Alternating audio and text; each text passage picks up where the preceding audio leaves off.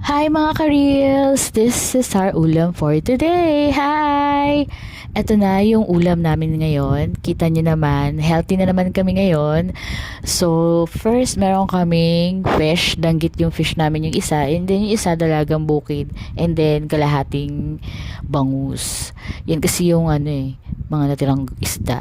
And then for our gulay, we have sayote. Yan, ginisang sayote. At ang sahog namin ay hipon. So, ang sarap niya. Ang tamis, lalo na pag ang hipon sariwa, no? Matamis talaga siya. So, yan ang aming ulam for today.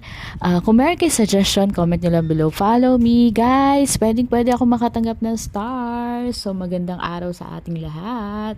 Sana nag-enjoy tayo. Bakasyon na ang mga bagets. So, marami tayong kakain. Ito yung plato ko. Ito yung pagkain ko.